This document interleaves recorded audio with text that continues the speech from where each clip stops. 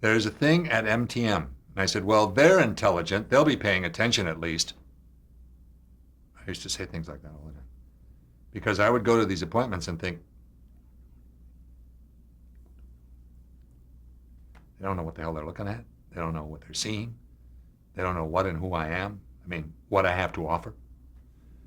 I don't know what I'm doing in this business. I was making plans.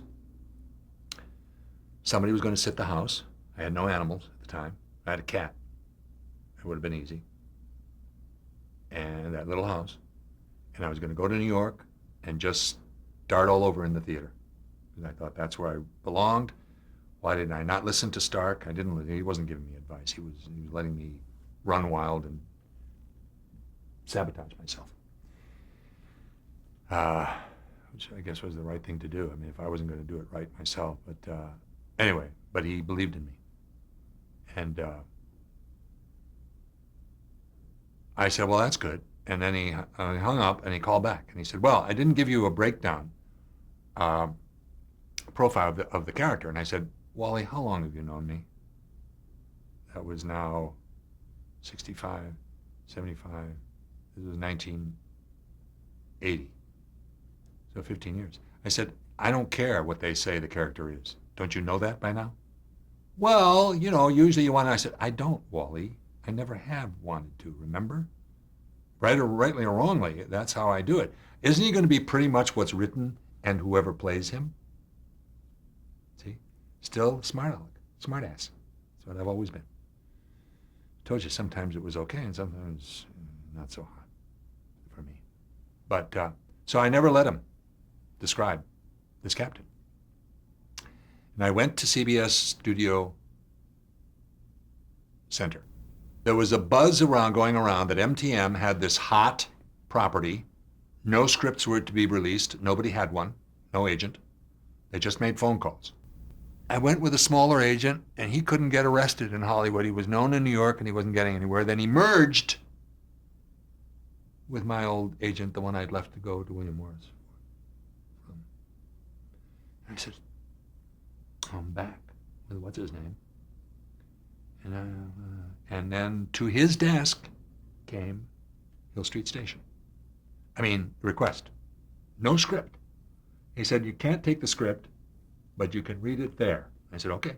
So I go to CBS Studio Center, to the Black Tower. Go upstairs. Young lady's very nice. Bunches of secretaries around. Little area, door. And she says, gee, I'm awfully sorry, there's not much place to sit. Well, maybe right the chair behind. She said, I'll get a chair and put it behind the door. And I said, do you mind? I said, no, not at all. No, the door's here. And I said, that's okay, I'll watch anybody coming in. So I opened this thing up. I just said this to somebody recently. It was the best TV thing I'd ever written. Mm-hmm. I can brag about it because I say this to people always. I can brag about it if somebody starts it because I didn't write it. It's all in the writing. It's in the writing and the writing. So I read it and my spirit goes, and I said to myself after 7 years of sobriety, don't want this. Because I know the game, the emotional turmoil. Don't want it. Just go over there. She said, in a while, they'll call you and you'll go over to the building, the one you saw when you came in. I said, oh yes, I know, the low building. You'll go back to that building and you'll go to room so-and-so on the second floor. And I didn't say to do what or to see whom. I just said, yes, thank you. And she took the script. She'd leave that here. I walked back over and I wait. And the girls said, can we get you coffee? And I said, no, can we get you anything? I said, coffee? Said, well, we can make some. I said, oh, no. I just presumed you had coffee. No, we'll be happy. I said, no, please, no, don't.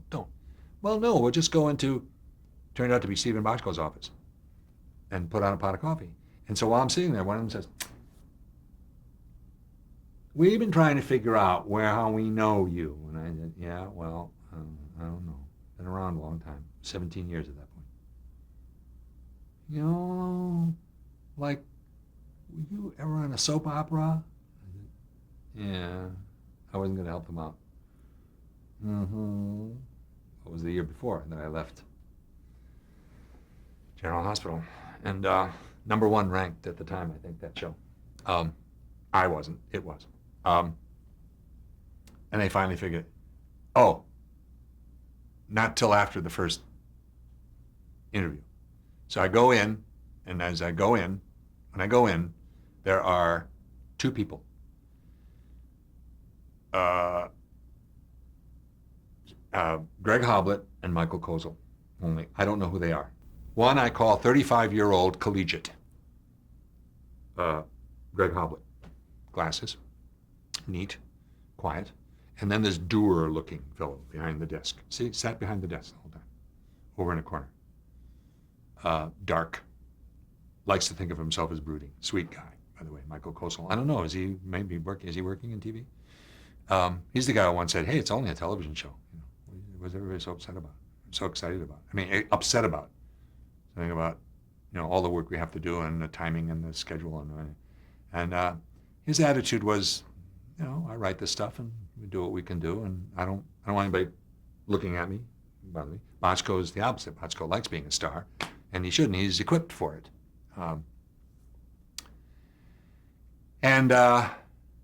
I'd been to a commercial appointment because, unusual for me, I run around often like this in shorts and sneakers. I had a jacket on, a sport coat, for that commercial appointment, and a button shirt, open shirt, dress shirt, open at the collar. Oh, and I had a tie. That's right, I had a tie, so I loosened the tie. And of course, I'd read it, so I said, okay. And he said, are you ready to read for us? I said, well, sure. Whatever you want. And Kozel said, unfortunately, already ribbing each other, so they let me in. You're going to have to read with Hoblit here. And I said, well, I've surmounted greater obstacles, I'm sure, in my career to this point. He just looked at me. And so he turned the page, and I opened it up, and as I'm loosening up, I start to read.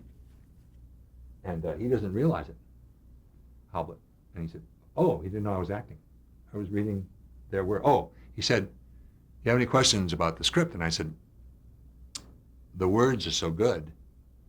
No. He said, well, you can thank the guy behind the desk for a lot of them. I said, oh, well, I was saying the right things, right? I didn't know. I was just being honest. And Kozel was still basically impassive, obviously pleased. And then I caught them off guard. I like doing that from time to time.